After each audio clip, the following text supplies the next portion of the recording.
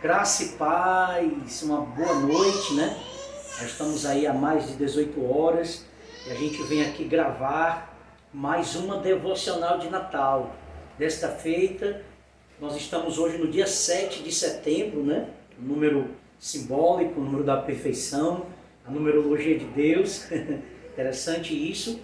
E nós queremos então trazer mais uma reflexão da Santa Palavra de Deus, do texto sagrado, trazendo então como base para as nossas reflexões a Bíblia, porque nós estamos lendo textos, versículos bíblicos, e a interpretação na exposição desse livro que foi escrito pelo John Piper, que é O Alvorecer da Alegria Indestrutível. Então, desde o dia 1º desse mês de dezembro, estamos se aproximando do Natal, né, dia 25, e que nós estamos então trazendo mensagens sobre o verdadeiro sentido do Natal, mensagens de esperança, mensagens de edificação, mensagens de fé, desmistificando essa questão da mitologia envolvendo o Natal e mostrando que o Natal é Cristo Jesus, é as boas novas de salvação, é toda a obra, a encarnação, a vida, a morte e a ressurreição de Cristo.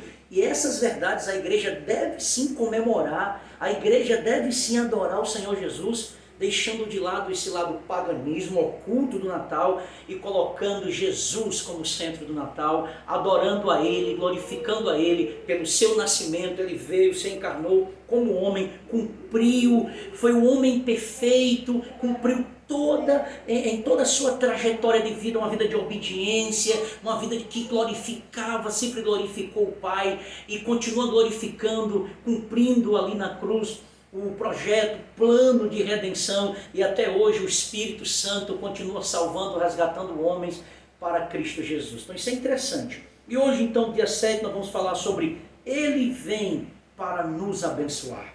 Ele veio e Ele continua nos abençoando com toda sorte de bênção.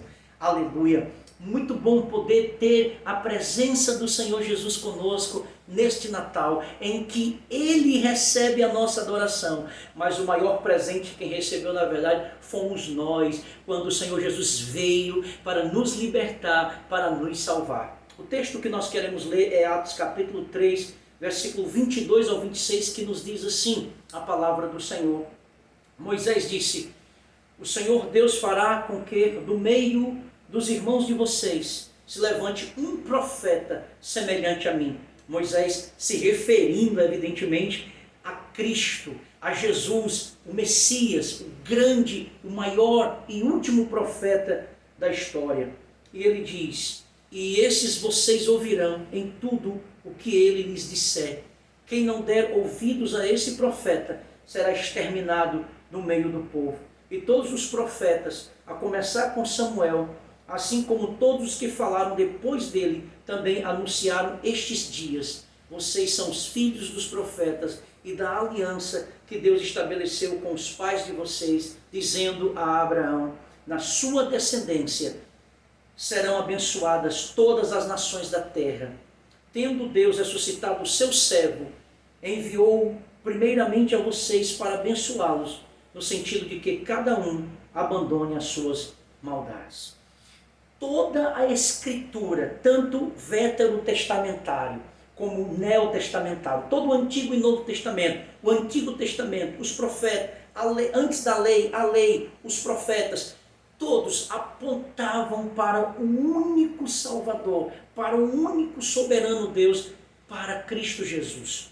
Todas as profecias bíblicas, toda a Escritura testifica do Senhor Jesus, testifica desse grande momento da história em que o Salvador viria para resgatar tanto judeus como gentios. E na cruz ele quebra essa barreira cultural e todos agora, por meio de Cristo, podem ser salvos. Os eleitos de Deus serão alcançados pela graça de Deus em todas as tribos, línguas e nações. Então a vinda do Messias, a encarnação de Cristo, profetizado no Antigo Testamento, trouxe bênção para todas as nações.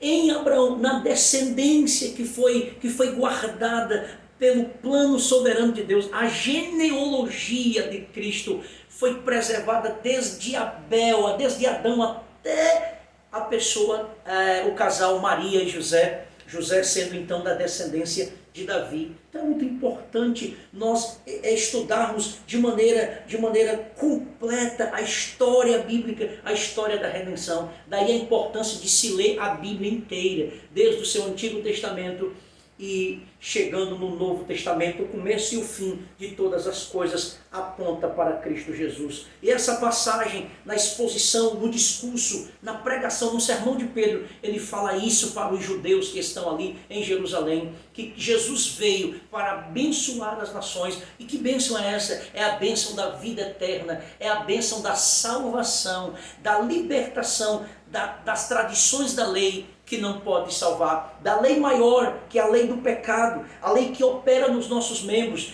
mas a lei divina, como mandamento de Deus, o homem também não pode cumprir de maneira 100%. Só Cristo pode cumprir toda a lei. Então ele cumpre toda a lei e ele estabelece uma nova lei, ou uma nova aliança, a lei da graça, em que pecadores arrependidos se voltam para Deus e têm comunhão com Deus por meio de Cristo Jesus. Glória a Deus por isso.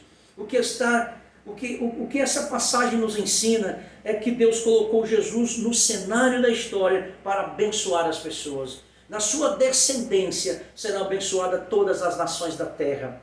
Deus disse ao seu Filho no céu: é chegado a hora. Eu prometi bênção e agora é a hora de cumprir a minha promessa. O plano de redenção começa na eternidade. Antes da queda, Deus já sabia de antemão que o homem desobedeceria. Então ele planeja, ele traça um plano redentor que aponta para Cristo Jesus, o único que pode então imputar sobre ele a maldade, a iniquidade dos homens, trazendo então as misericórdias de Deus, a graça perdoadora, a graça restauradora, a graça reconciliadora, que nos liberta da alienação e nos volta a ter comunhão com o Pai, com o Criador. Você será o emissário da minha bênção.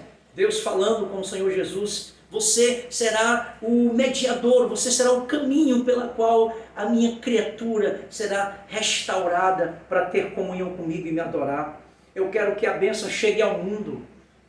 Tenho tanto para compartilhar. Vá agora e abençoe o meu povo. Abençoe-os, sim, abençoe todos os povos da terra do meu povo. Abençoe-os e abençoe-os. E essa palavra se cumpriu e continua se cumprindo. As nações estão se prostrando diante do Evangelho. As missões, mesmo os países que são fechados à pregação do Evangelho, mesmo os países ditadores que proíbem a divulgação do Evangelho, que proíbem a leitura bíblica, mas eles não podem impedir o avanço do Evangelho, porque a obra é santa, ninguém pode deter o avanço do Evangelho, porque a palavra de Deus se cumprirá, quando Jesus diz: o meu Evangelho, a minha palavra será pregada em todas as nações, e isso por meio de um povo que ele escolheu, que ele abençoou, que somos embaixadores do Evangelho. E aí Paulo vai dizer que pesa sobre nós esta obrigação de transmitir a verdade do Evangelho. Portanto, nesse Natal, nós precisamos anunciar, nós precisamos fazer essas verdades chegar até as famílias e dizer: Jesus é o Natal, Ele nasceu, Ele se encarnou, a Ele toda a glória, e Ele é o Salvador, e o presente que nos foi dado gratuitamente, que foi essa graça salvadora. E aí a gente precisa testemunhar sobre isso e adorar o Senhor Jesus. E somos abençoados por ter o conhecimento dessas verdades tão sublimes da parte de Deus. Você pode ver isso no versículos 25 e 26, quando a bênção de Deus é mencionada duas vezes. O versículo 26 diz explicitamente que Deus enviou Jesus ao povo de Israel para abençoá-los. E quando ele diz que Deus o enviou primeiramente a Israel, significa que ele enviará a bênção a outros depois disso. O versículo 25 deixa claro que esse era o objetivo de Deus na aliança que fez com Abraão. Na sua descendência serão abençoadas todas as nações da terra. bênçãos para os judeus e depois, por meio deles, por meio do Messias judeu, bênção para todos os povos, o que inclui eu e você, que inclui os gentios. Aí João 1,11 vai dizer, eu vim para o que eram os meus, os judeus, a descendência de Abraão, mas eles me rejeitaram. Então todo aquele que me recebe, todo aquele que crê em mim, esse lhe dá o direito de se tornar filho de Deus. Essa palavra então se cumpre. A graça de Deus é estendida para os gentios. O profeta Isaías já falava um tempo em que a luz do Evangelho seria estendido aos gentios, aos não-judeus. E isso se cumpre nos dias de hoje.